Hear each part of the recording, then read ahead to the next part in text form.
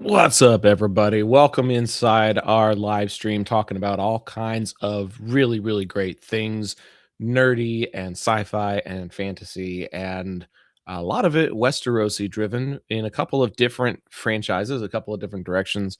And then, of course, being as Star Wars oriented as we've been over the years, we're also going to be talking about that trailer that dropped and if the timing of it was proper or not. All that and more on this Night of the Seven Kingdoms season finale review and more. I'm Zach, and I'm joined by a host of really awesome people who have been on the program before, shared some really great thoughts before, and we're looking to continue that trend a little bit tonight. I'm kind of in the middle of everything. I feel like a weird human sandwich. I guess I'll start that way and say hi to Randy. How are you doing tonight? I'm not doing too bad. It's got to watch the finale tonight after I got home from work. Obviously, get my thoughts on it a little bit later, but it was a typical Monday month end week at work. Is always a fun week where, yeah, I get to work late hours because that's just how it goes. This is gonna be a nice wind down, nice relaxing.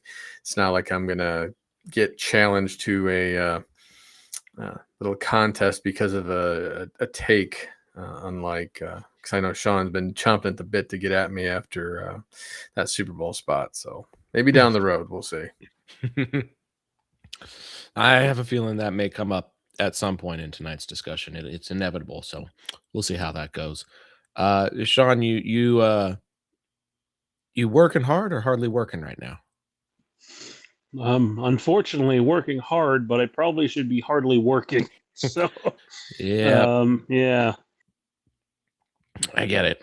I get it, man. I'm trying to strike that balance a little bit myself. I try and do these high school broadcasts, and this is tournament time where they play games during the day on a weekday, and got to take time off work if I'm going to do that. But that means I have to get all of my week's worth of work done in 3 days instead of the usual five. So it's a lot of day job work and then a lot of side hustle work. And somehow I made it here tonight too. So glad to be here. Johnny, glad to have you on too. How has your week gone? It's going great, so far. You know, uh, I am looking forward to discussing this episode. Yeah, this episode so far has had kind of a mixed reviews. Not mixed, but some people are like very, very satisfied and some people are like mildly satisfied. So I'm curious to see where everybody lands. Uh is that Dustin we've got in the corner down there? I can't see usernames or nothing. Yeah, that's me. I'm doing well. Thanks for Hey. having me on tonight. Excited to talk the episode. Got to watch it this morning, but yeah, this will be interesting to see what you all think of the episode, the finale, and what we think is coming next for the series. Should it continue? Yeah, I mean, it's heavily implied that the second novella is going to be the second season. I mean, that just makes the most sense. Continue the storyline in the order that it's been. and it's already greenlit, so That's what it's I happening. thought. That's what I Yeah, thought. I thought I saw they're actually something on getting ready to film. I thought I saw something on social media that said that it was going to happen, but I didn't get it from like an official source, so I didn't want to like say it and then have to put my foot in my mouth later. But yeah, another 6 episodes is in the works and likely to take us on the next adventure. So there's um obviously no critical deaths in this episode the way we had in the penultimate. But we do have some storylines that develop and some others that kind of semi conclude. And so we'll get to talk about all of those things on this episode titled The Morrow, which is essentially the day after.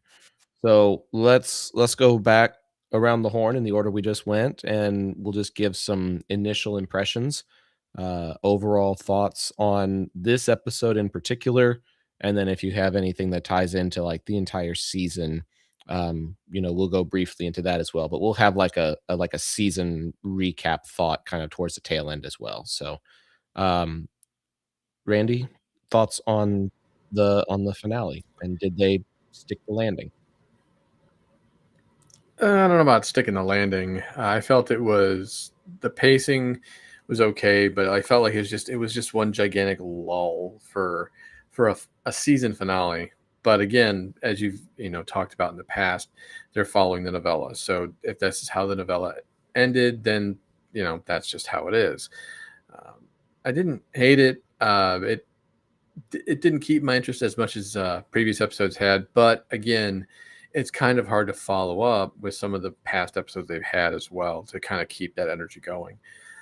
I did like how we got they showed growth for Dunk if you're comparing like the entire season, like from where we started to where it ended, and they did enough to get me engaged to where I'm ready for a second season to kind of see where things go.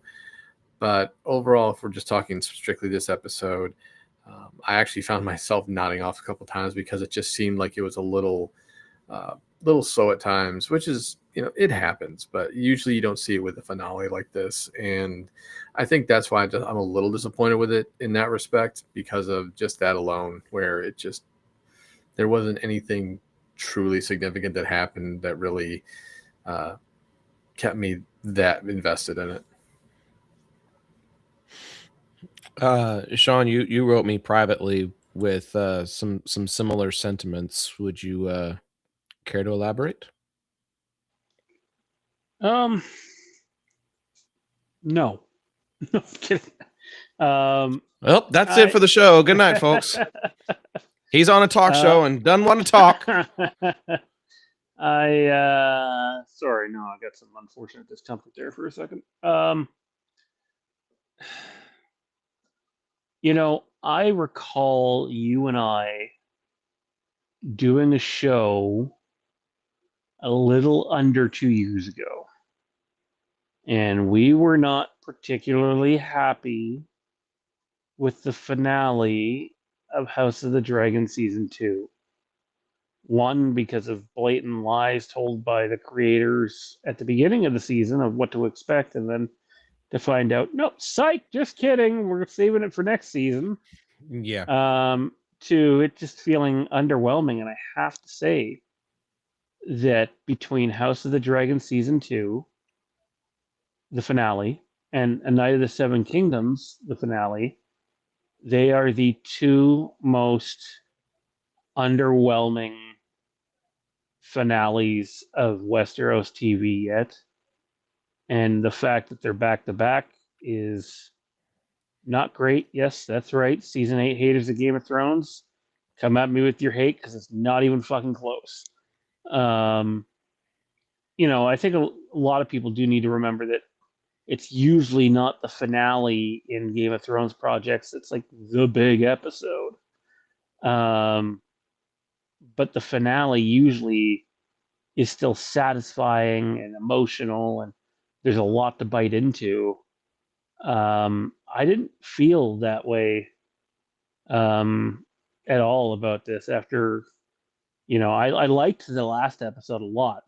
I still think I know you weren't on last week, Zach, but we talked about how a lot of people online were, oh, it's one of the greatest Westeros episodes ever. And I think most of us, or at least Johnny and I know for sure, said, let's pump the brakes on that a bit and get rid of the recency bias. Like, it was good, but one of the best ever, that's probably recency bias filled. And I liked it, but moving on to this episode, I don't know. Like I said to you, it wasn't.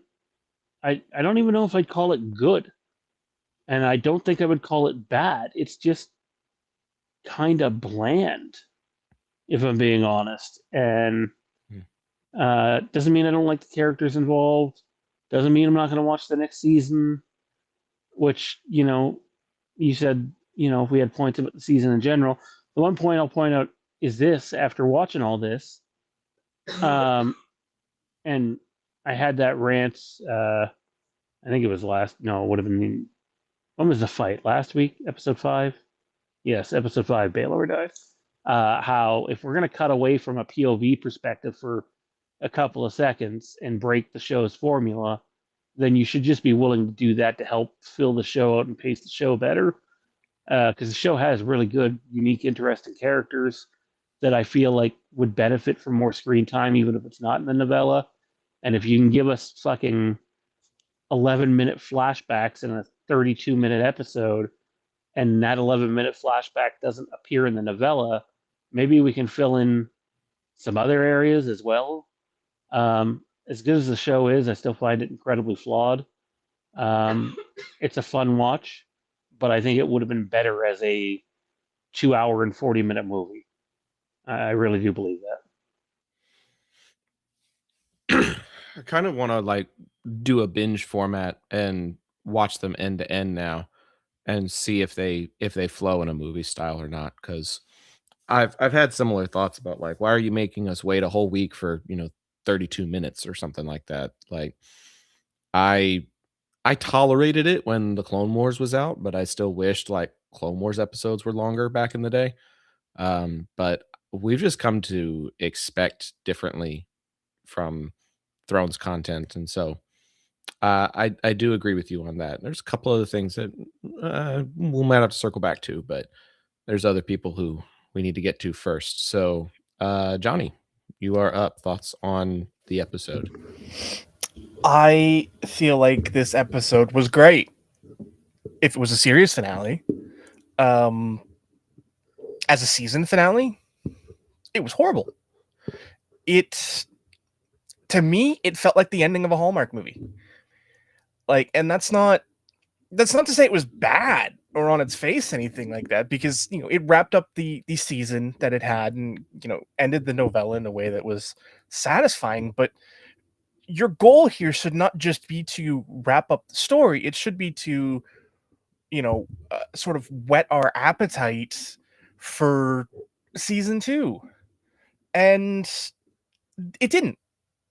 Like, if there is never another episode of this series at all, I don't think that'd be a bad thing, because they did do a good job with this novella. They did do a good job telling a contained story, but the problem is that's not what they're trying to do here. This isn't a contained thing. And, if we compare it to, Game of Thrones, which, kind of to a degree you have to, because that's what it's following.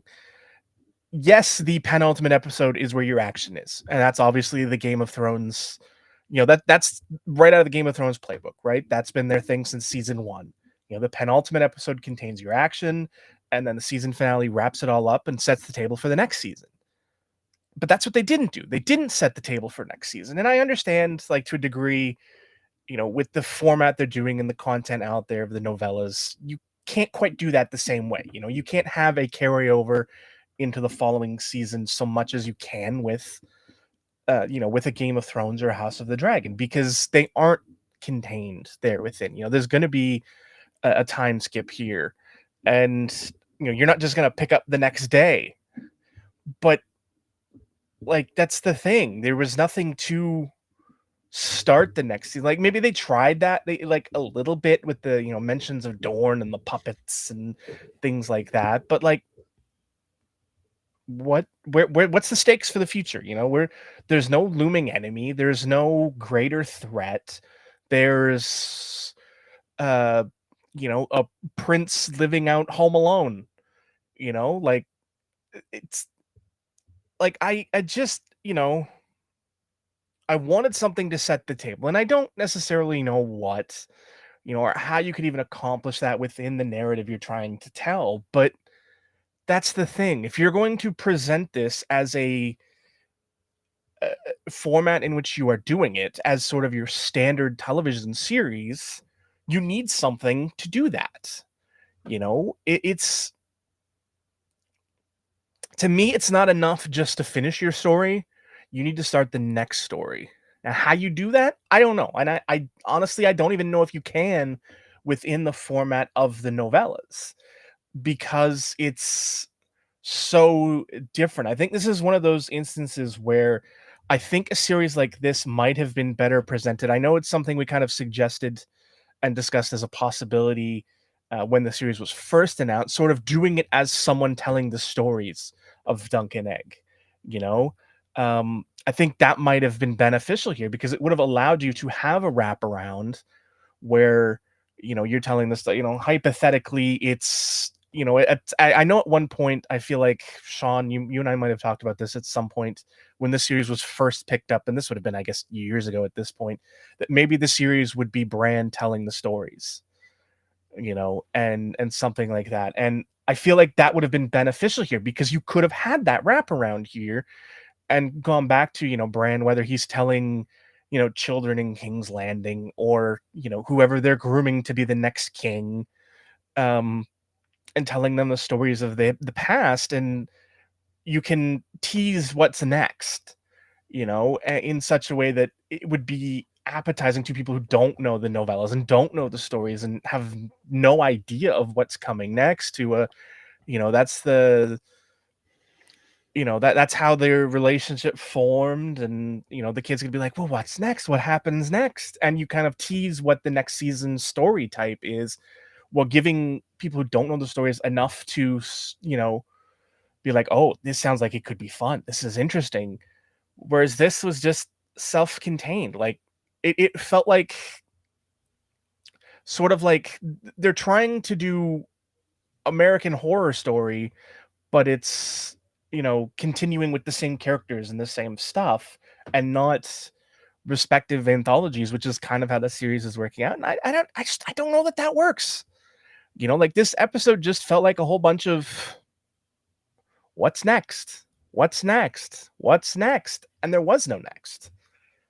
It just finished, which is fine if this had been a one and done. If this was a 6-episode mini season and that's it, that's all you get, that's the story. This isn't Kenobi, this is The Mandalorian. And what works for one doesn't work for the other. I don't. There's nothing getting me excited for season 2 of this. Nothing. Because it ended. It was contained. And that's it. You're going to have to get my buy-in again in season 2.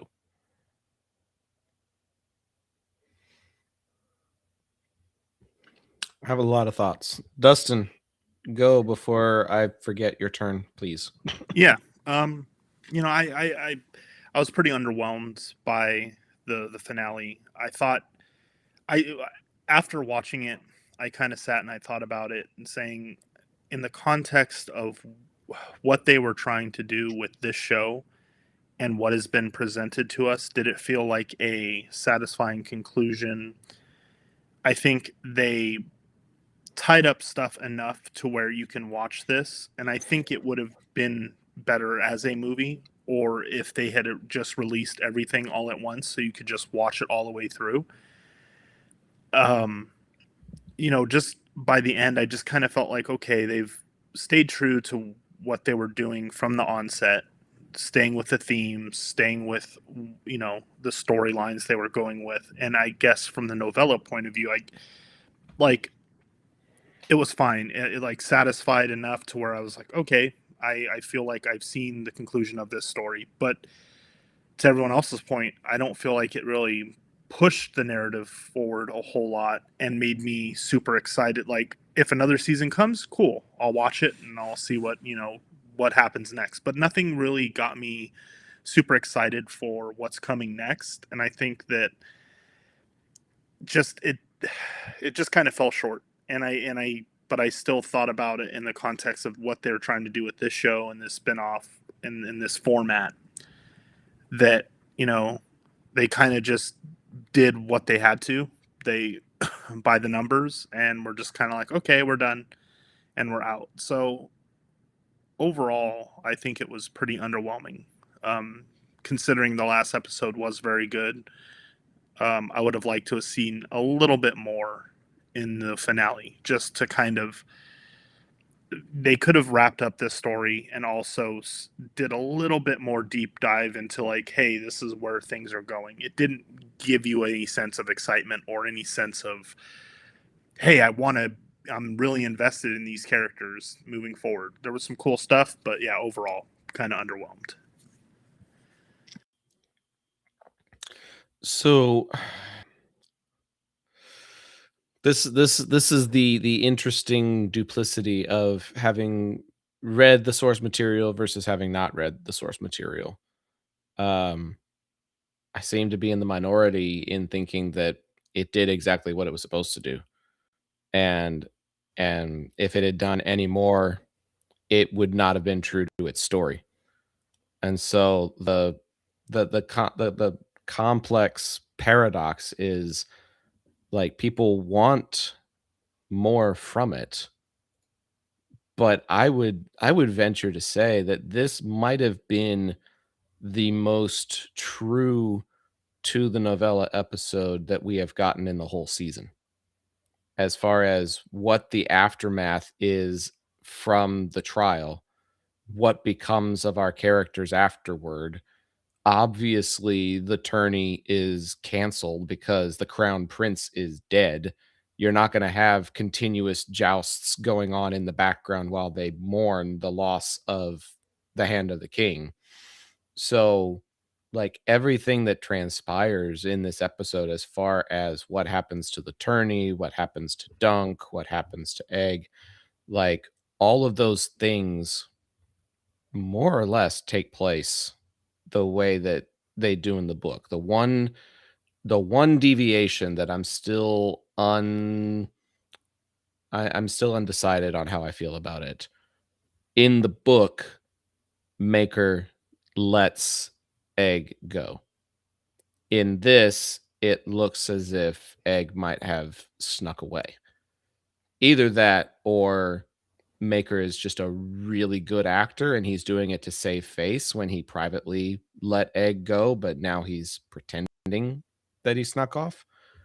I haven't figured that part out yet. But aside from that, there were hardly any deviations that I was able to like really glaringly tell. Unlike what happened in the last episode, where, like Sean said, we had 11 minutes of a side story that doesn't even exist. For as few minutes as we got in this finale, pretty much all of it was as spot on as it could be for a TV series. So I guess I'm a little more satisfied than some others just because I know that they were telling the story that the novella was also trying to tell. No, I agree with that, and I do know the material, so you're right. Like from that standpoint, you're right, but that's the problem. That's not the way you're presenting this as a series. You're presenting this as a first season of this story. So you need something to set that hook for the second season. And that's the thing. Like I agree with you. Like from a novella standpoint, like if this is pure, you know, paper to screen, I agree with everything you said. The only thing that in this entire season that is like, what the fuck are we doing here, was the flashback stuff, which is all things I said last week. Yep. And you're absolutely right with all of that. But that's the thing. That's not how you're presenting this. Like if you had sort of done this as like a proper anthology series and, named it as such, in such a way that makes it very clear that this is, a Knight of the Seven Kingdoms, and then you subtitle it, like I can't, where's the tournament? The Hedge Knight. But like, but I was just going like for the, not necessarily the novella title, but Not the novella name. but You just mean like the the tourney, tournament. Yeah. the tourney of Ashford? Yeah. If you'd have just called it a Knight of the Seven Kingdoms, Attorney at Ashford, then I think you're a bit better with that, because you are sort of, you're very upfront in saying that this is just the first arc of, assuming you just do the 3 novellas of 3 arcs, and you present it as such. But they didn't do that. So like, this is the thing we keep coming back to. Like there's those of us that know the novellas and know the stories, and there's those of us that don't. Those of us that know the novellas understand all this, and we at least have an idea of what's next because we know the novellas. Assuming you're just going from 1 to 2 to 3, then we have a good idea of what's coming next. But if you don't, you have nothing. This could just as easily be it, and you'd be none the wiser. There's nothing, like I said, there's nothing to set your hook for what comes next. Whereas if you at least present it as such that this is the first part of that, the next part is the second part, even if you just sort of come with a title card at the end, you know. And again, I don't want them to have done it in this form, but like if you get to the end of this episode and instead of a Knight of the Nine Kingdoms, you do, you know, uh and again, I would if they'd have actually done this, I'd have been so mad. But if they'd have gotten to the end there and been like, Dunk and Egg return in a Knight of the Nine Kingdoms and whatever you want to name the second arc, like that at least tells you there's something coming next. Like, and I know that I see you in the corner there, Brandon. Like, I'd have hated if they'd have done it this way, but like, instead of a Knight of the Nine Kingdoms, if that's what you're going with for the second season, which to me, rebranding the name of the show for a second season is quite possibly the dumbest thing you could do from that standpoint. But like, if you're doing like 797 or 797, however they're doing it, like, fine, but that at least tells you what's next, and this didn't do that. Like I said, it felt like the ending of a Hallmark movie. Everybody rides off into the sunset, smiling and happy, except for Prince Makar, who is living home alone and did literally everything but scream Aegon when he realized he was missing. Otherwise, you get a scene out of Home Alone. Randy, I feel like you have some thoughts. I'm just sitting here laughing at the thought of just like some of the points here, and I'm like going the Avengers route. They shall return in the next episode. Essentially, they could have done better with some of the stuff, but I get it. Like you're talking about, that a lot of this is more or less a part of the novella. There is that, and I think it is one of the questions we brought up last week because you weren't here, was that whole flashback scene they did, and obviously you've confirmed that this was something they completely created specifically for the show. Which it wasn't a horrible flashback, but it's a kind of a bummer to know that there was that this backstory was kind of added in, probably just to get you to be more attached to Dunk through this whole thing, which it shouldn't have taken much anyway. You didn't really need the backstory, but it wasn't horrible. But ultimately, what should have happened, I guess what should have happened did happen. I guess that's the problem. As from what you guys are saying, the novella really didn't give us that feel of coming in season 2. More or less, just like it was just one controlled, complete story spanned over a few days, and that was it. It's kind of one of those things where you could have been like, yeah, well, I don't know if I'm going to write another one, right? Because that's how it felt. Like it felt like it was a one and done, and it easily could have been. I think that's kind of why it is disappointing, and in some respect, is the fact that it felt like that was it. That this is the end of the story. Even though we all know that's not the case, but you have to. It's just, that's what it feels like. It feels like it's the end when it really isn't. And I know they try to do their usual one or two things that are rather comedic that we've seen throughout the series. Though I'm going to say that Lionel should probably get that checked, considering the lack of a solid stream. They love their bodily fluids. I'm going, dude, you're having problems. I'm just glad they didn't show his dick. Well, after Sir Harlan, how can you show any other one? You can't show any others after that. That's true. That's true. Dustin, what would you have liked the final scene or the final couple of scenes to have done or showed or elaborated upon? Like, if if you were to take it from whatever score you have out of 10 now to bring it up to like a satisfying, 9 out of 10, whatever, what would need to be done in order to get it there? Oh man, that's that's a tough one. I mean, like I said, I think for what the show did, for the episodes we got and the story it was telling, I felt like it told the story it needed to tell. Would I have liked to see a little bit more about, you know, where they're going next or what, I guess I just felt like Dunk was kind of like, okay, well, I'm still not, I really haven't accomplished anything at the end of this except I'm going to move on and take Egg with me. Um,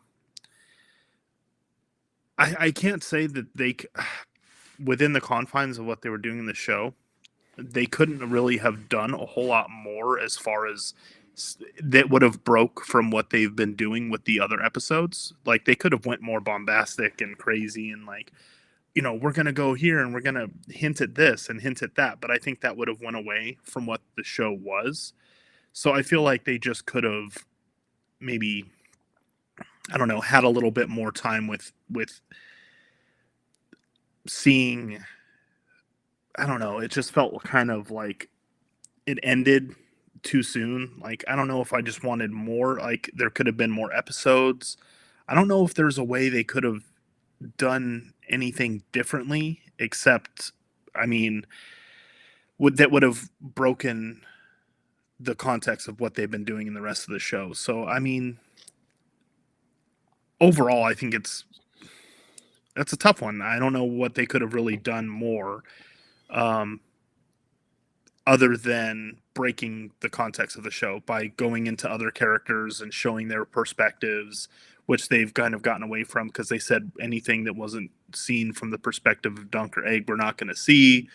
I would have liked to see a little bit bigger world of where they're going and perhaps have an actual path for Dunk versus him just kind of like, okay, I'm going to head off now. See you later.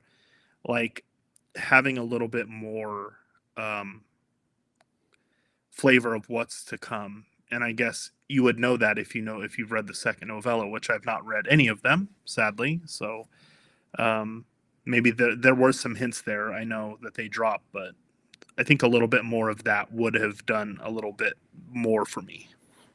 So like just purpose rather than wandering. Right. Yeah. Have a destination in mind. Yeah, like this happened. We're in this situation. We didn't get what we wanted out of this, this tourney. So we're gonna move on to this destination, and this is our path, like to go here. So at least we have some kind of idea in of our heads of what's happening next, versus kind of just like, okay, we're gonna go on this adventure now, like very Mandalorian and Grogu, where it's like, okay, I have the child now. We're gonna go off on adventures together, and it just felt kind of aimless. And I'm just kind of like, I wanted a little bit more from that. I wanted to feel a little bit more, um, and want to root for them and really set up. I think they did set up some of the stuff with Egg, so I did like some of that stuff. That was really well done. So, but yeah, I wanted to see some more purpose versus just aimless kind of, we're going off into the ether. Bye. Sean, are you still with us? Yes, sir. So Dustin brought up an interesting point that I'm going to present to you, talking about how the show focuses on stuff from Dunk and Egg's perspective specifically, and we don't really see much of the rest of the world building outside of that. Do you feel like the finale was handicapped more or less by that type of storytelling, where we could have seen more of the tourney breakdown, we could have seen more interactions, we could have seen more of what's going on at the castle, that sort of thing, if we weren't bound by following just Dunk and Egg? Does the show's premise hurt itself as far as presenting the scope that we're used to from Game of Thrones? The whole problem I have with that is if you go back to episode 5, there's a couple of moments that they choose to give you shots that are not from Dunk's perspective or from Ag's perspective, and they don't last very long. But it was like, wait, so we're gonna break the formula to give a couple of these shots or get a couple of these shots in here there, but you're not gonna break the formula any other time to strengthen your episode or show. It really bothered me. I have no doubt it's limited by that for sure, and it's one of the reasons why I think doing a 2 hour and 40 minute movie out of this content, even if it's not exactly what we've seen during these 6 episodes, I just think the story that was told in this first novella, and I'm assuming the next two will be much of the same, just didn't warrant having six, essentially 30-minute episodes. I think that, Game of Thrones and Westeros need more world building than that.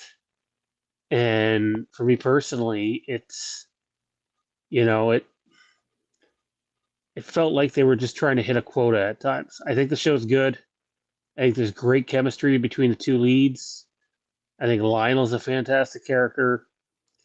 Some great pivotal moments that you'll remember forever. But at the end of the day, I just find it honestly to be a little underwhelming. And yeah, I do think they limited themselves, even though they broke their own rule when it was convenient, but not any other time.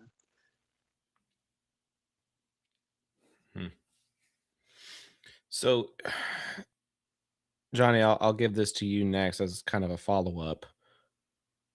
Would the show have been better if they broke that mold? Or should they break it for season 2 to see if it helps improve people's perspectives? I think your die is cast.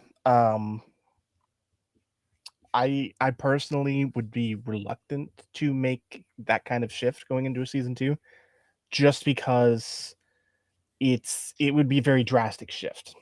Do I think they would have been better served telling more perspectives?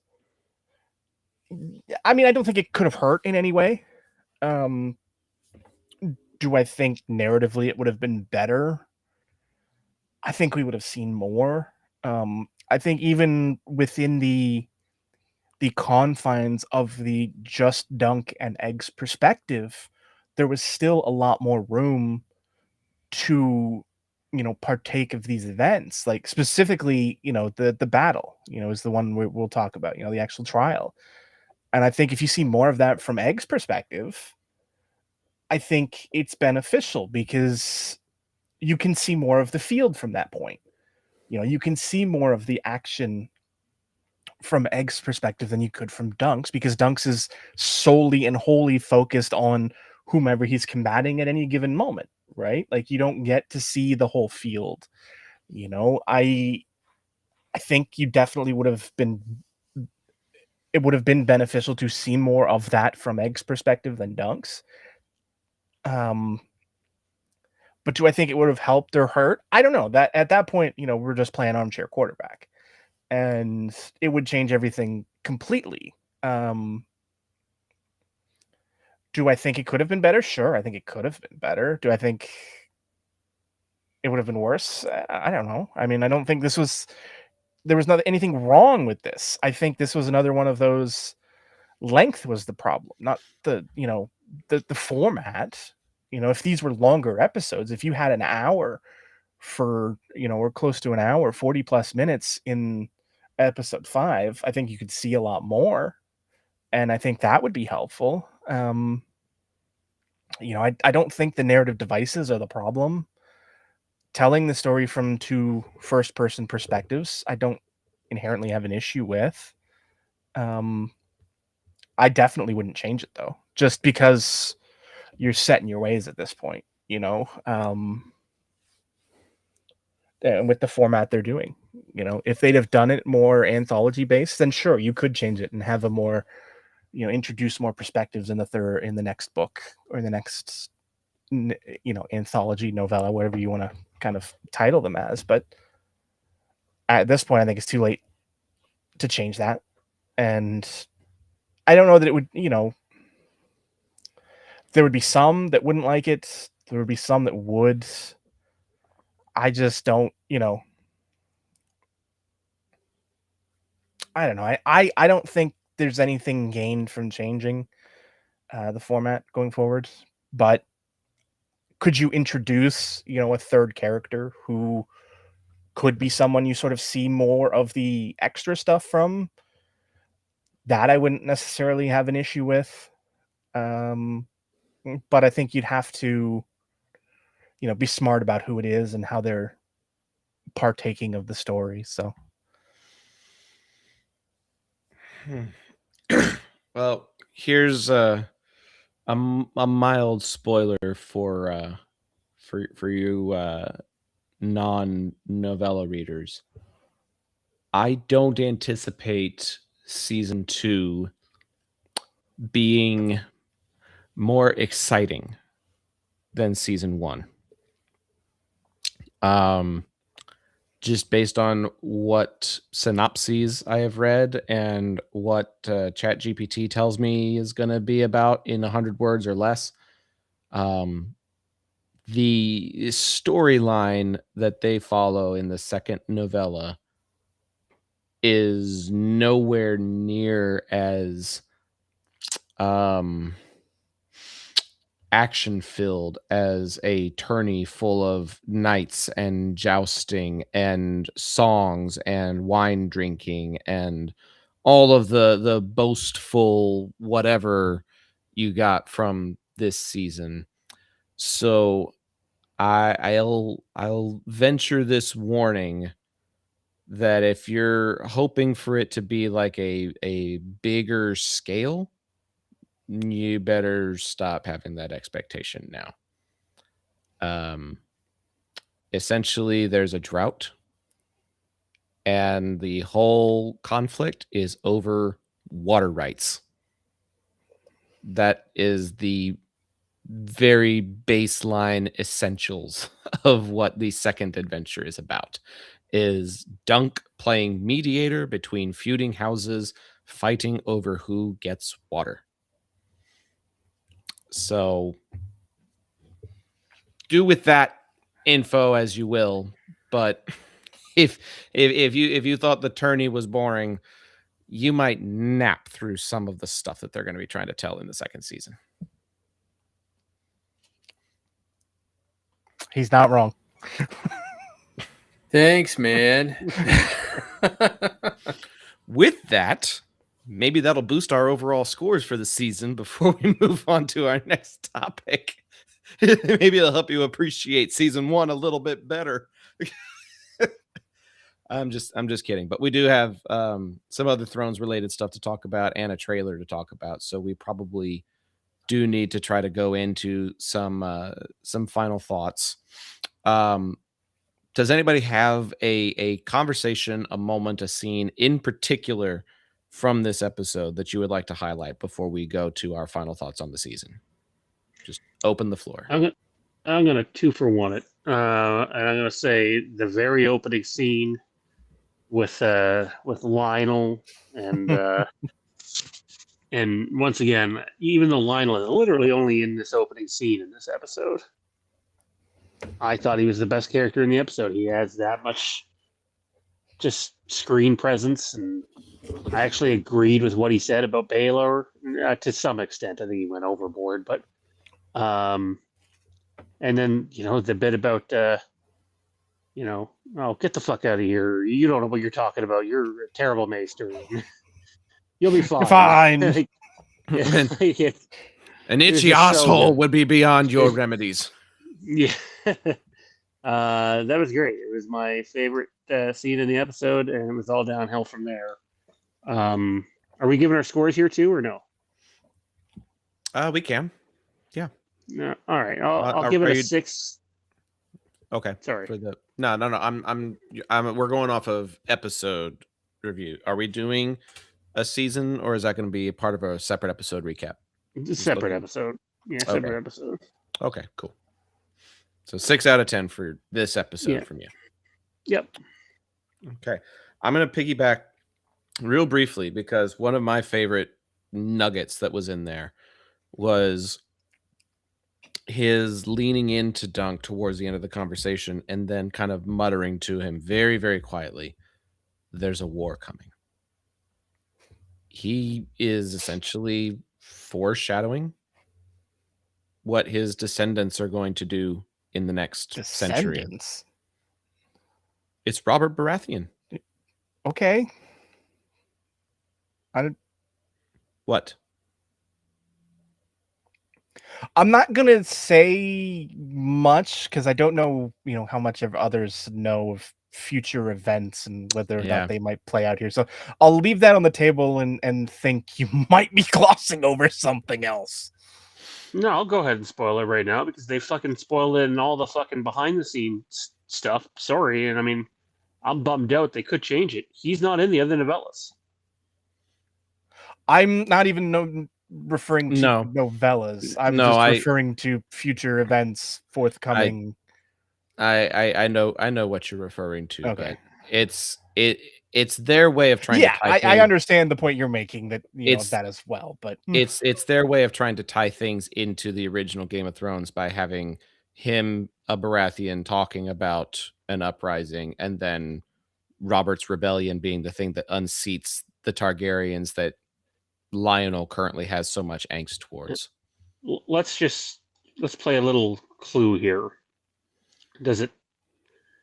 I think it's all one word, but I'm going to say it's 2 words. Let's say starts with S, followed up by H, and very hot. Is that where you were going, Johnny? no. Oh, okay. Oh. Because I don't think we're going to see that, but yeah. I don't know where you're going with that, so I'm going to give it I to Randy. think I know where he's talking. I have to think on the letters, but I think I know what you're referring to. And no, that's it was definitely referenced in the season. Check your DMs, Johnny. I bet he's going to clarify it with you privately. Randy, what would your thoughts on this episode and then your score for it be? So I enjoyed the bit of the back and forth here and there to some extent. Obviously, the idea of Egg, being offered to him to train, and then him getting the offer to be fully trained. I was like thinking to myself, I'd be thinking to myself, I'm jumping at that. And I thought about it for a moment. I was like, of course he's not going to take it because I'm sure someone like Dunk would never do anything like that. He wouldn't want to dishonor the memory of Arlen. And I was right. He was like, nope, I'm done with princes. And I was just like, yeah, that kind of checks. But ultimately, like for me, one of the things that I wouldn't say I enjoyed it. It's not like my favorite thing in the episode, but I enjoyed how we start the series off with just how much Dunk is relying on the memory of Sir Arlen. And at the very end, we see them all riding off, but then Arlen basically veers off in a show of symbolism of him finally letting go and starting on his own true path. I did like that, how they did that. So but ultimately, like I said, it's just a lot of slowness to this. There was just not a lot to it to really get truly invested in. And I ended up giving it a 6.5, which is definitely the lowest I've given any of the episodes. Master Chef Dustin, you have a lot of thoughts on my kitchen skills.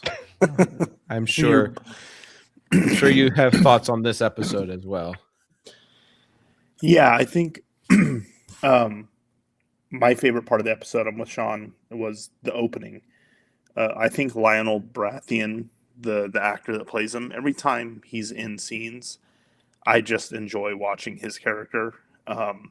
He brings so much, this otherworldliness, and this is like bigger than life character And, you know, his line about like, you know, come with me, we'll do this, and I'll love you like a brother. And then Dunk kind of passes him off and he says, well, you know, basically screw you and I'll hate you like a brother. And just that scene alone was it just I like the chemistry of those two together. I wish he was in the show more. Um, Especially in this final episode, it would have been nice to see a little bit more of him. Um, I do like, okay, so there's two scenes I want to mention that were kind of close for me.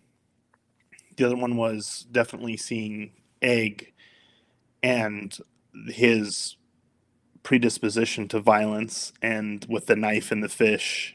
And then he's walking up to his brother and, you know, he's going to kill his brother. And just seeing those seeds of madness in him, those were nice little touches where you see that, you know, look behind, you see the looking glass of like who this character becomes and what he becomes, and seeing those seeds being planted.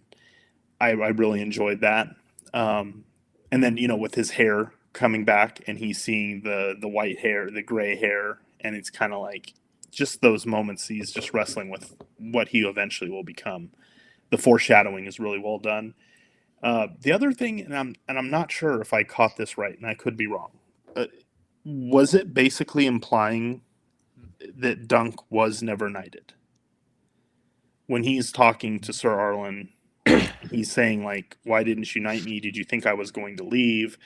Mm-hmm. And then he thinks he dies, and then he kind of like says, "Oh, a knight always finishes the story." I was kind of like, was I right in that, or was that just my interpretation of that scene incorrect?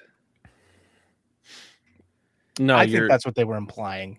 you're correct. Yeah.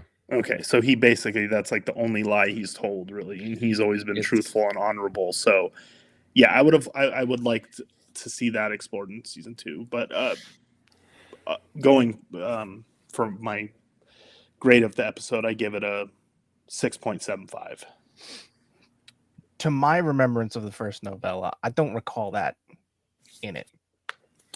the conversation does not happen. Honestly, none of the flashbacks involving Yeah, Sir that's what I Arthur thought. I happen. didn't think. I mean, I know it's been a while since I've read it, so I did, but I didn't think there was anything that said he wasn't a knight, which would do Well, more to. The way that he hesitates to knight Raymond in the haste of the tourney in episode 4 leads me to believe that he would find it dishonorable for a false knight to bestow knighthood on somebody else. And so you combine that with this flashback in the finale, and I fully believe that Sir Arlen never actually knighted him before he died. And this is just Dunk BSing his way through life a little bit.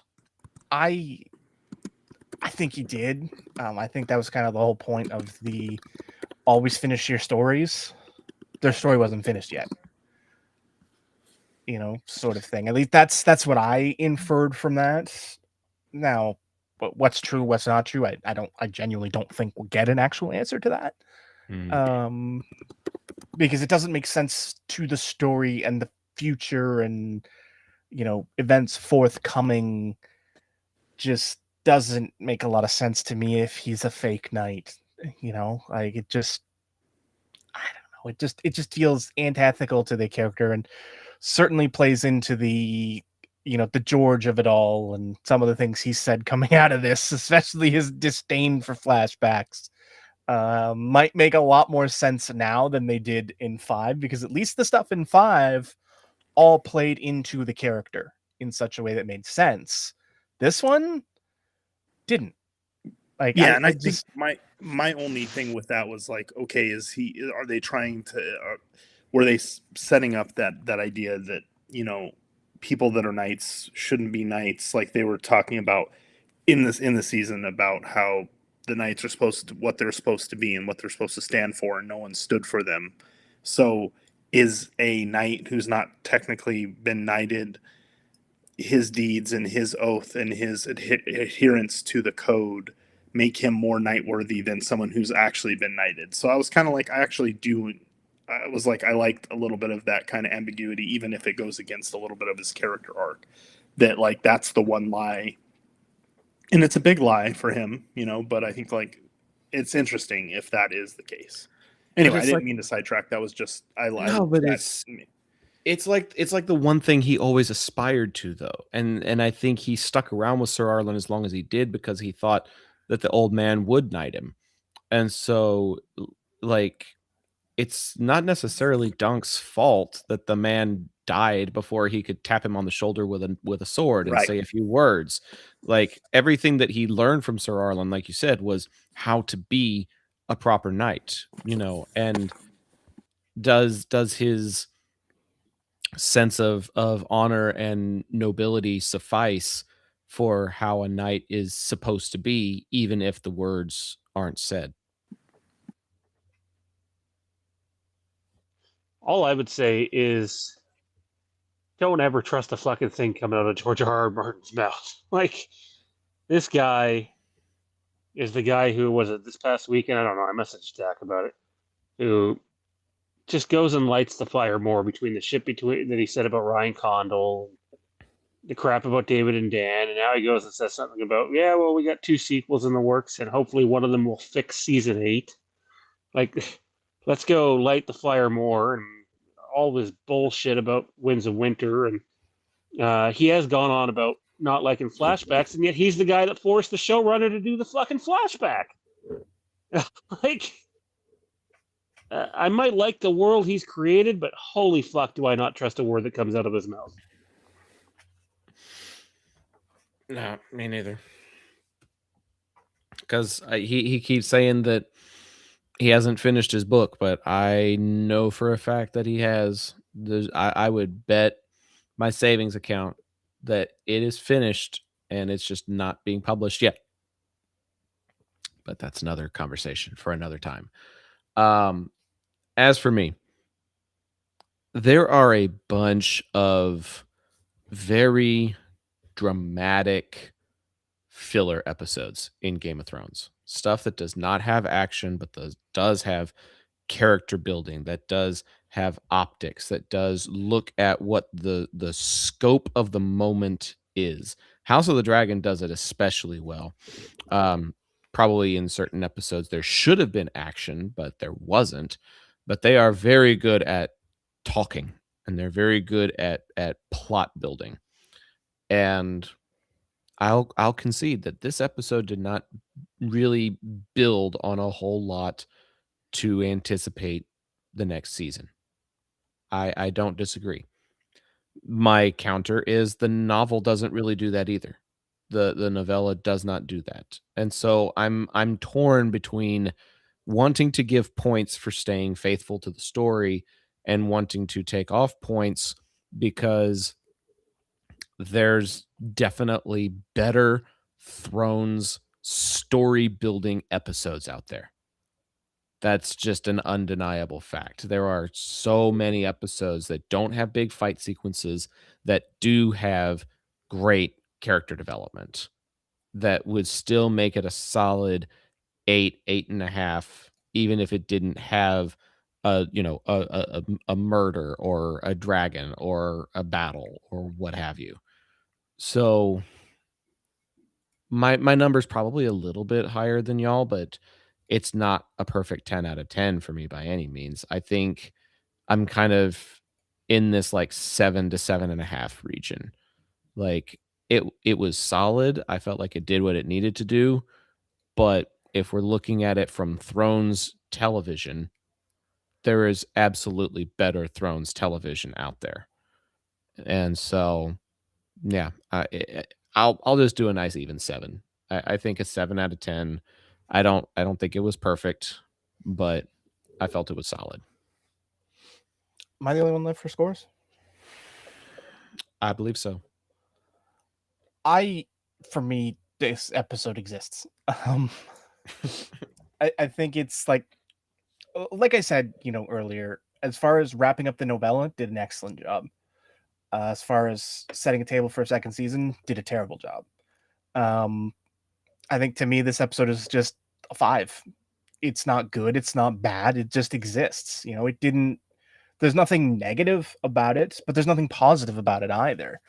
But to come back to, since we kind of wrapped, favorite moments and scenes into this, for me, the one that stood out the most was when Dunk came back to Maker and gave his terms for taking Egg as squire, and they were going back and forth about, my son won't live in a ditch, or and all of those things, and then Dunk starts naming off princes, and I think Aaron's never eaten meat that isn't served rare, and Darren's never slept in a ditch. Like, maybe they should. I loved that. I loved that sequence because it was powerful.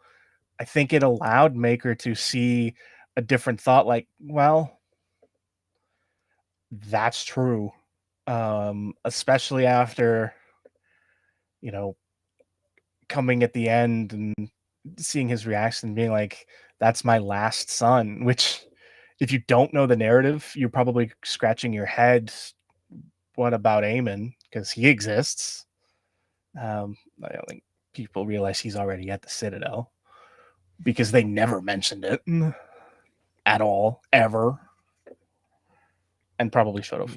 Yeah, not in the show, but I'm pretty sure they do mention him in the novella. I think I do remember that. I think that's it's either in the second or third novella. It's mentioned they run into him. Oh, or they see him. Like an Or they see him in one of the.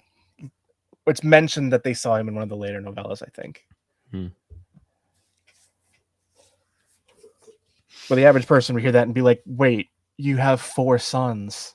Mm-hmm. Only one of them's dead. Wait, which one? At this point, wouldn't one of them already be dead? No, I'm slightly ahead. They're all still kicking. No, I'm slightly ahead.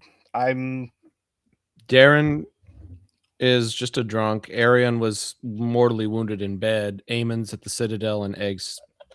I was confusing when Dragonpox happens. Ah. Yeah. Well, there's something to look forward to, everybody. Staying within the Game of Thrones universe, we got a trailer and a month for when season 3 is going to be released. We had a lot of speculation that it was going to be late summer, potentially August, before we got the new season. And the very final title card at the end of all this says June, actually. So we get to anticipate it just that much sooner. But I mean, it's coming up on March. So we still have, what is that?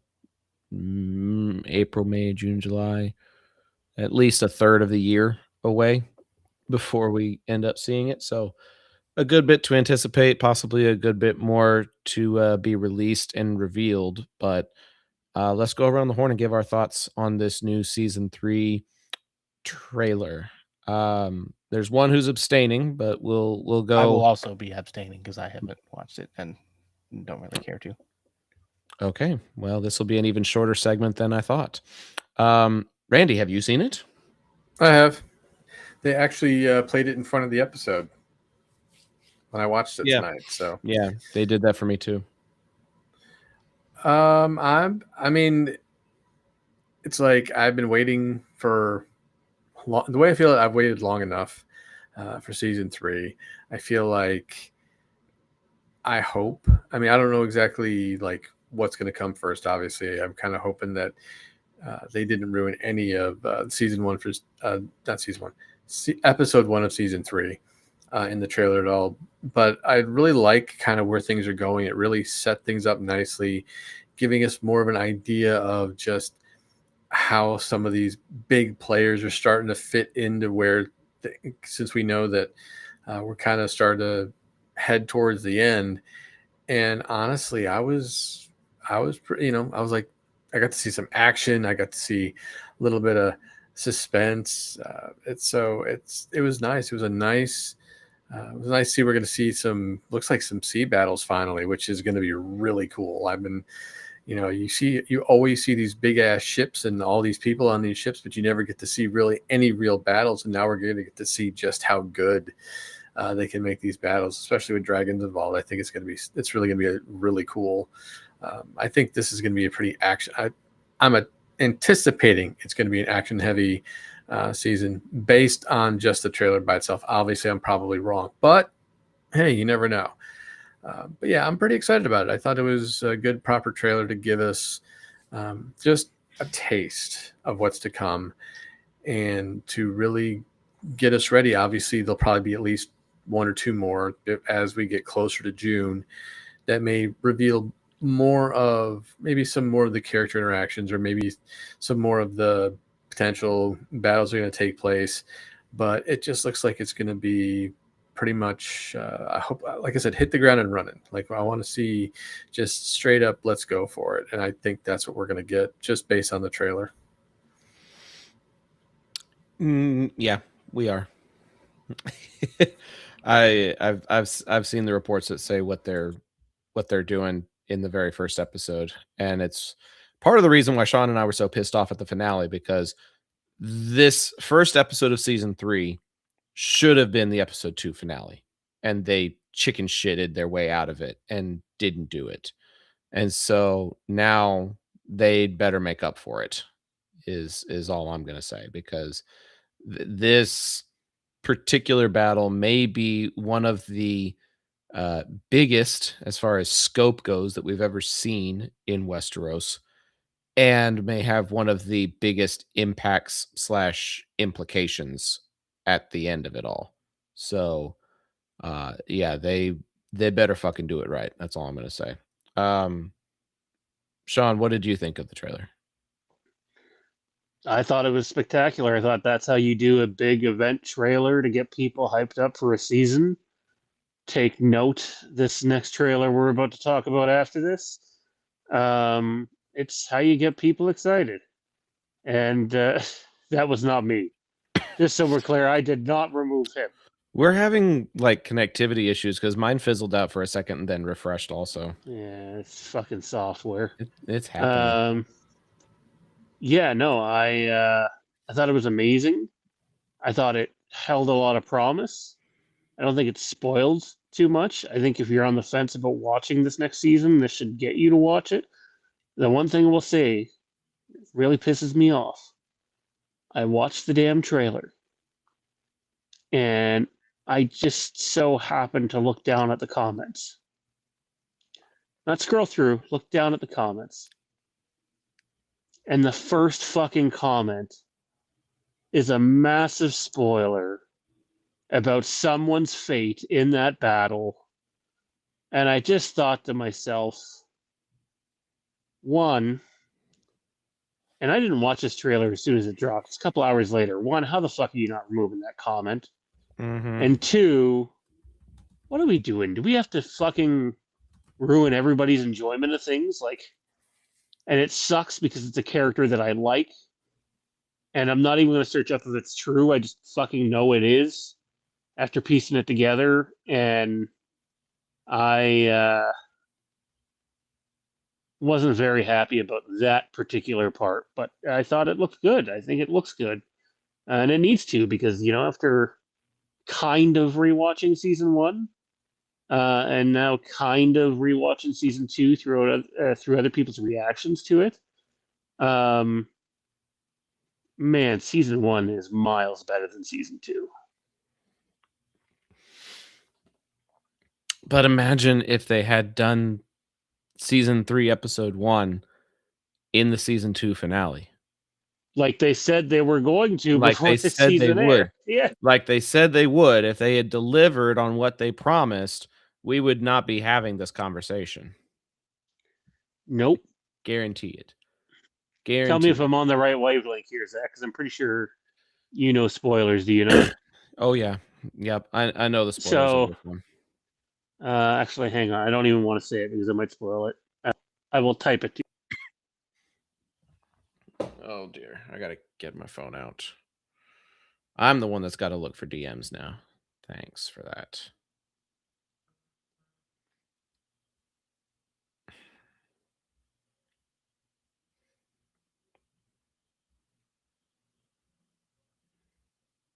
And cue the Jeopardy music.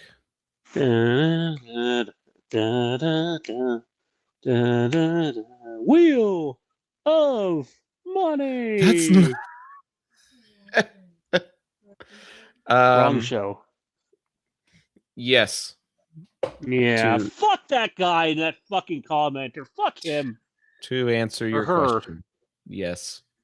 Yeah, fucking fuck. I'm not gonna say anything. Jade's behind me. I don't want her being spoiled for it, but like, it's like the first fucking comment, like 3 Yep. hours after it's posted. You can't fucking Yep. remove that.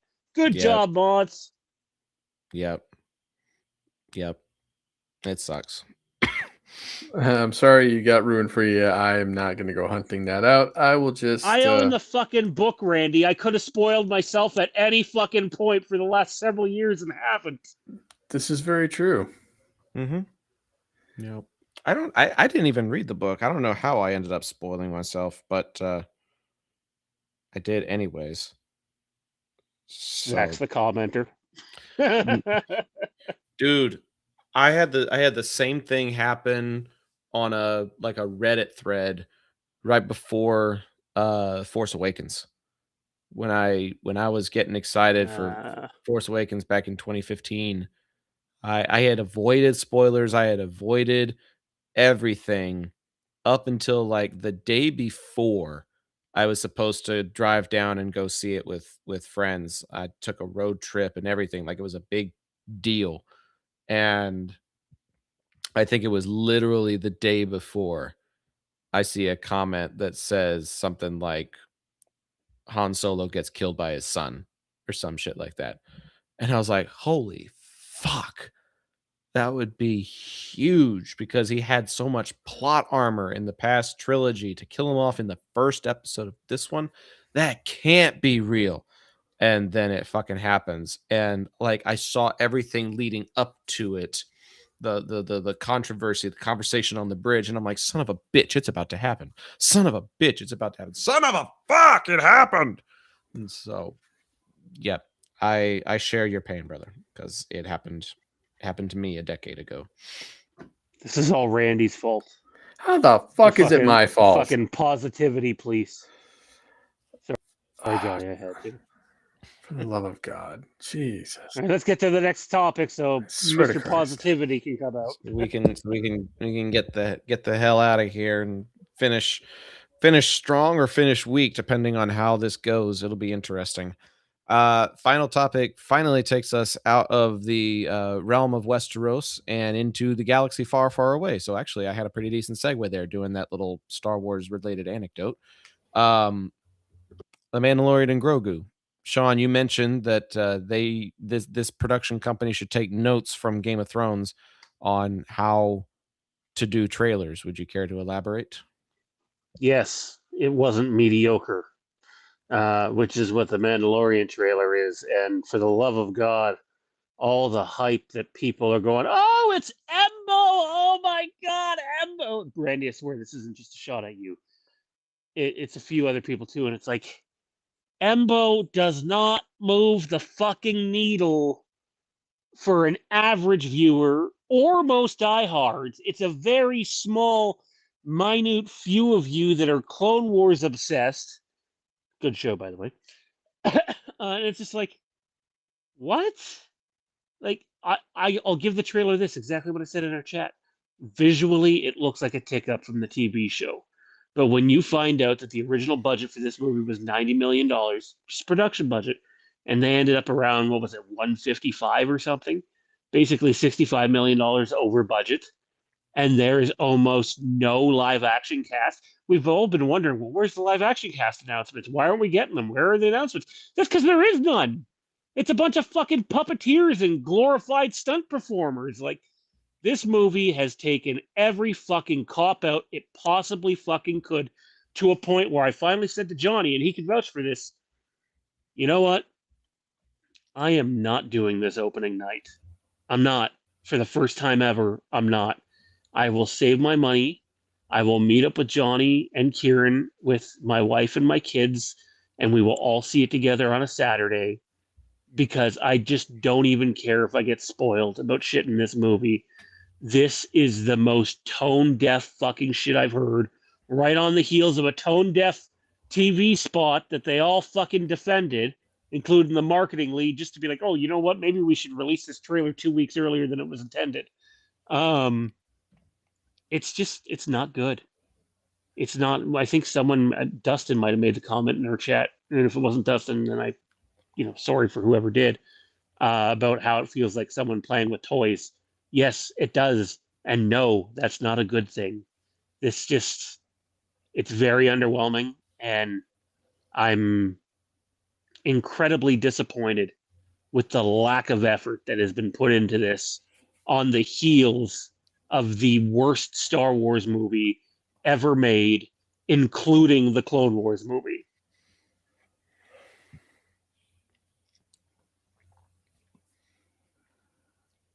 I don't know if I have a follow.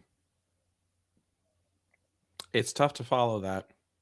Oh, and for the record, I had someone we all know, be like, we're judging the movie already? It's like, no, I'm not judging the movie. I stand by, I hope we go see this movie, and I hope we like it, and I hope I get to sit here and be like, wow, it was just terrible marketing. I'm not judging the movie. I'm just judging what we've got to see, and what we've got to see. You could have the biggest positivity police on the fucking planet out there campaigning, and there's no world in where what we've seen should be viewed in a positive light unless you're part of the gold star brigade who just loves giving gold stars for the sake of giving gold stars. There's been nothing, absolutely nothing redeeming about the marketing or anything we've seen to this point. My answer to that is I'm not judging the movie, I'm judging the marketing, and it's not good. And I can, Sean mentioned it in there that, it's the first time he's not, I can confirm that. Factually accurate. He sent me that the day after the trailer dropped about it. So but I agree with him wholeheartedly, unfortunately. Yeah. Vandy just hates the trailer so much he doesn't even want to be part of the conversation anymore. Damn shit keeps kicking me. I don't know why. Unless it's just Sean's like, I don't want to hear his positive take. Which wouldn't surprise me. Screw positivity. We don't need none of that in this world. Look, I never said it was a great If he was going to do that, he'd ask you what your favorite hockey team was first. The Rangers. I'll say that right up front. I have no problem saying that.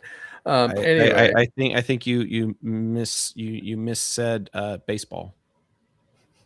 The hockey team came first, Dak. Okay. And who won the most recent championship? Look, the trailer wasn't the best. I admit that. And I also know that the marketing's been pretty shitty because we've waited so long since between cons and whatever, and just seeing the teaser in front of I think it was Fantastic Four, like just seeing the teaser. It's one of those things where, yes, the marketing has been really bad. I'm not denying it. I'm not praising it in any way, shape, or form. I'm kind of hoping that at least I get that feeling that I got while watching Solo for the first time in theaters. Or at least it felt like Star Wars. I mean, so far I'm not seeing it feeling like Star Wars, but I haven't seen the movie, so I can't make that judgment yet. We got some plot, which is all I really kind of was curious about. Din going back to bounty hunting, and then it basically turns into him and Grogu being chased and gone after by other bounty hunters. It's so clearly there's something in there that happens that we don't know about that gets other bounty hunters after him. They clearly missed the idea of saying, hey, by the way, can we at least give us the full idea of what's going on? Unless there's something they're trying to hide that, maybe that's what they're doing. I don't know. it's definitely, that's why I didn't feel as great about the trailers I could have. I enjoyed seeing I could have felt like they should have kept Embo out of the trailer just so it'd been more of a surprise. But it's cool that he's going to be in the movie. I was pretty excited about that because I remember seeing him in Clone Wars, and I thought this was going to be fun. But beyond that, I don't know. That's where it is. I know people who are excited to see the movie. I mean, just from watching the trailers, just from watching whatever they put out there, and that's fine. But I don't know where But Sean gets off. Randy, Martin Scorsese's in it. We're all So? gonna go see it because Martin Scorsese's in it. I mean, that's what fucking the Gold Star Brigade's going on about. Okay, good on him for being part of the Star Wars universe. Did he direct it? No. If he directed it, that's a different story. Now, an Underworld bounty hunter movie with him directing it, giving us some of that old classic vibes we get from some of the movies he's done in the past. I'll go for that.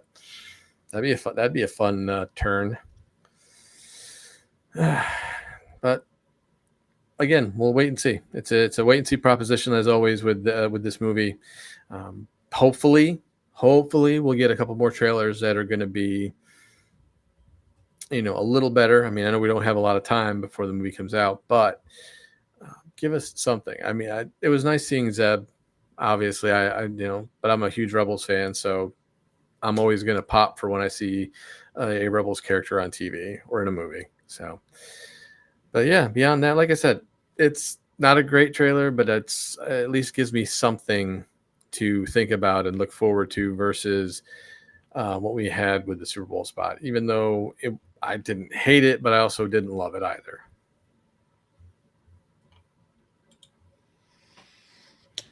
Okay.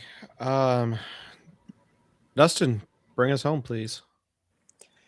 Yeah, I mean, I'm going to agree with everything that people have said about the marketing. That's been disappointing, abysmal. I don't know what they've been thinking, but as far as the trailer goes, like watching it, it feels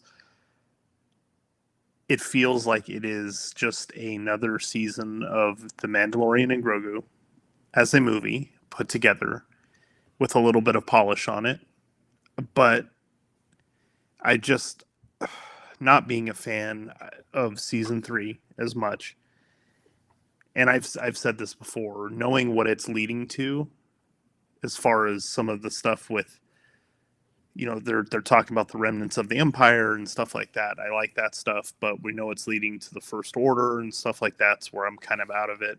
It just feels it feels like it's a movie that is made for, not necessarily made for me.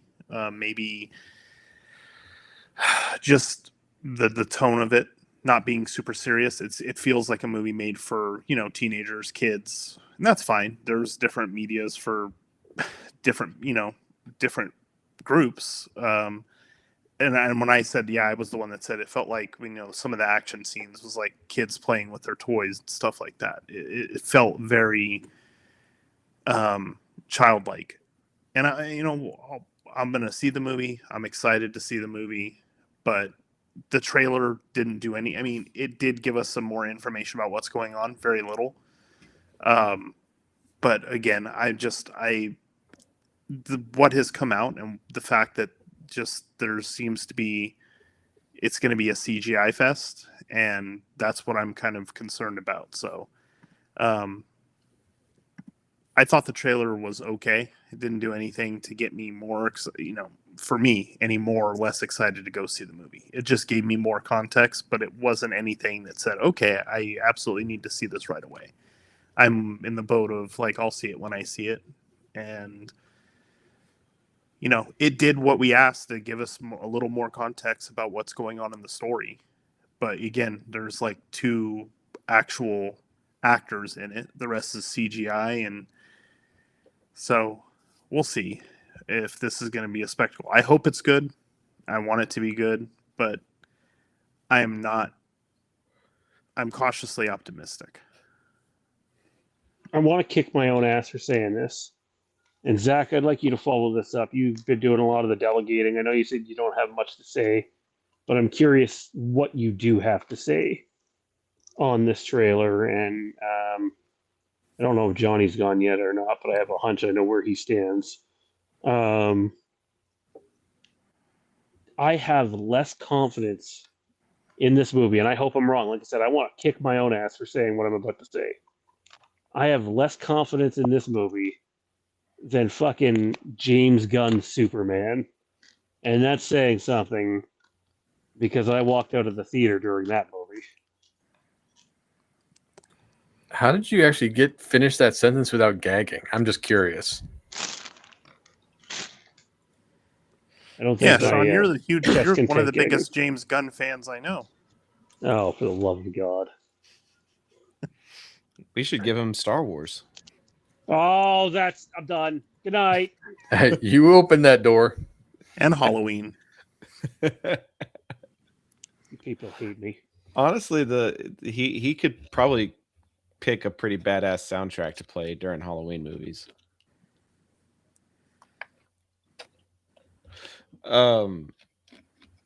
I don't really care for Superman. I never have. Like, as a character. All the way from like the 50s cartoons through the Justice League stuff, the animated Justice League, through Man of Steel, Batman v Superman.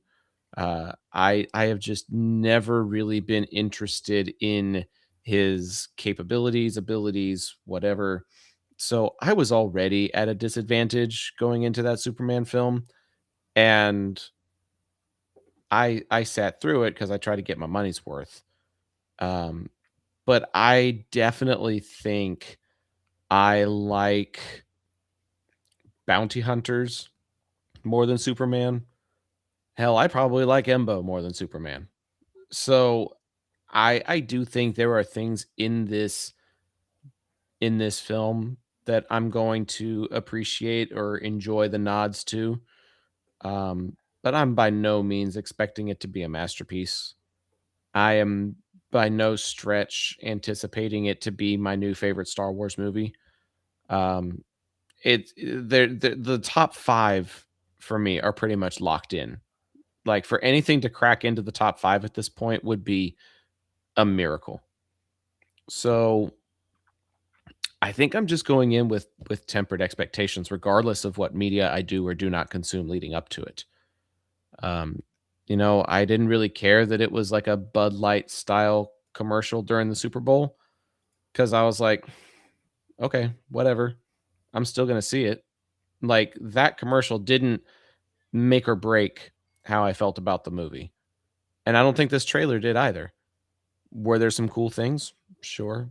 Was there some gratuitous puppetry and CGI? Also, sure. It just exists. It's just there. It's a trailer that's there for a movie that's gonna be there next month, 2 months from now, whatever. Like, I'm probably not going opening night either. I'll probably go when I'm able to go. So it's one of those things where, like, yeah, I'm a fan of Star Wars. Yeah, I'm probably going to laugh. I'm probably going to enjoy myself a little bit. But I'm not expecting it to be like the greatest things since sliced bread. I will say this. I have found out that one of the filming locations was here in Texas. And so that is the first time in Star Wars history that they have filmed anything related to the galaxy far, far away in my home state. So if there's anything that I'm looking forward to in this movie, it's that there's a little Texan representation in there. And that's probably the thing I'll be looking for and enjoying the most. But other than that, I'm just gonna watch it and see what happens. I was just reading a quick thing that said that in the trailer, at the minute 38 mark, there's Arabish writing above that says Weathers Apollo, Mm-hmm. which is a nice little throw out to Carl Weathers, which is a nice touch. Yep. It's just something that I happen to like. It has no impact on the movie itself or anything, but to me that's awesome. Yeah, that was a cool nod, and hopefully they're able to find a way to honor him within the film, or at the very least in the next season whenever that comes out, because he did have a big impact on the show, and his absence will be noticed for sure. He had my favorite line, one of my favorites in there. Do the magic hand thing, baby. Do the magic hand. Come on, baby. Yep. And then Grogu just waves at him like, "Hi." Yeah, that was cute. It's a good memory to end things on. That was a cute little reminisce. I may try and go back and watch the show before the movie comes out, but I'm too busy watching The Sopranos right now too. So I may alternate between Mandalorians and angry Jurgens. I don't know. But yeah, I think it's time to put a lid on this, guys. This was pretty much everything that we had on the agenda. So, Dustin, thanks for joining us tonight. Really appreciated your patience through all of the tangents that everybody else was issuing tonight. No, I went on a few of my tangents of my own, so it was great to be here. Thanks for having me, guys. Randy, I know that the technology hated you, but you powered through anyways, and we appreciate that as well. Yeah, I was kind of surprised. Just a few different times, I was like, "Wait a second, what the hell happened? Why am I backstage? What's going on?" And I always had just that sneaking suspicion. It's like, Okay, I think that was Sean. That yeah, one was see? me. Okay, guilty. That was The other that- one's not. the timing on that was too damn good. I was like, that can't be. No. I would have just said no, it wasn't me, and just gone with the bit. So yeah, it's at least Sean had to show it and be like, "Yep, it's not me. See, this is technology just hating us in general Mhm. because Yeah, had to Restream is so reliable." Had to send like a screenshot proof. Yes, to all out there, if you can afford better, get better. I'm learning how to improve my streams as well, but there's always room for growth, always room for improvement. Johnny, thanks for being on tonight. It was fun having a even fuller table than we usually have. No, it was fun. I enjoyed it. Lots of stuff. But, Lots didn't of want to stuff. skip out on a finale. After watching the finale, I kind of wish I'd have skipped out on it. But Is this a new frame format, Sean? I don't know how I feel about it. Apparently, it is. You didn't click on it? Oh. Oh, I clicked on that. Hello. Hello there. No. No. No. Do not want. Do not want. Thanks for that. And thanks for hosting. I know that requires you to power through, and I feel like at this juncture now you're just kind of farting around for the sake of having a few shits and gigs before we sign off, huh? Yeah, a little bit. Nothing like editing with a laugh. Of course not. Well, we hope that you all enjoyed this episode of House of the Empire on Fandom Empire. This was a very lively debate, and we'll have a season recap in the not too distant future as well. Actually, as I cut off your outro here for a second, I'm going to put you on the spot for a second. Man, and you got to I was just ready to go give home. us a one-word answer. I heard you watched 65 on the weekend. Flick or a bust? Bust. Ooh. Sorry, Adam Driver. I guess we'll have to wait until the next episode for me to give fuller thoughts. If you just wanted one word, um, I didn't hate it. It had a lot of promise, but I think a lot of its cons outweighed its pros. So we'll have to get into that another time. But it was fun watching it with Mondo. That was the most fun was clocking it and watching it with him. And he made steaks for dinner, and that boy knows his way around a ribeye. I'll put it that way. Fantastic. So that was the best part of the evening was the company and the commentary. So I guess the last question I'll ask is, how and when have you been talking to my 6-year-old son? how and when?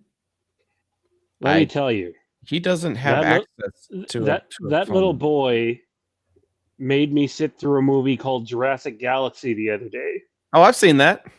and it is right up there with fucking Zombies, man. And I found myself going, "This has got to be a Zach Arnold scheme."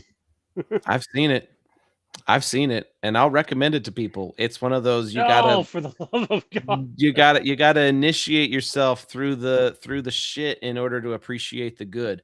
65 is better than Jurassic Galaxy, but it's not as good as any of the Jurassic Parks. Oh, boy. Comments like those are why Zach Arnold is not on my movie advice list. Did I ever? I didn't get you to watch Zombievers, did I?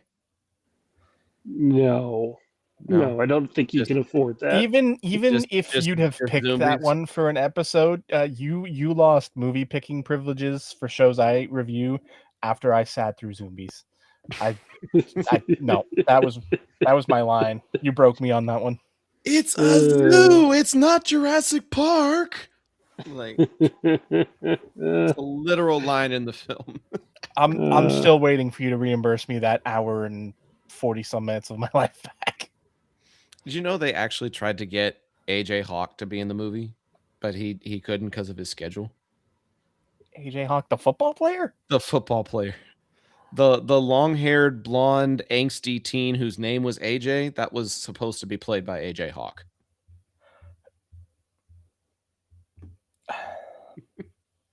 Passing might have been the smartest career decision he has ever made. Could be. Could very well be. Speaking of pass, we're going to pass out, possibly, depending on if you guys are staying up any later. I know I'm probably not. But this was a fun episode, and looking forward to when we do our season recap, looking at Night of the Seven Kingdoms in its whole, in its entirety. Maybe we'll do like a Flixbusters style review and look at it like in greater detail for that episode. But that's not something that we have time for in this one. Be sure to like and subscribe to the channel, though, if you really liked this discussion or any of the previous ones that we've done. There's really, really great content that happens here all the time. So if you subscribe, you'll get alerted like I do every time something goes live. There is also a Patreon that I believe Sean put in the description that has even more exclusive content that is going to be going on periodically. So if you're looking for even more fun stuff that you don't see here on the live, you can check out the Patreon and find out more. But I think we have no more left in us. I know I don't. For Sean and Dustin and Randy and Johnny, I'm Zach, signing off.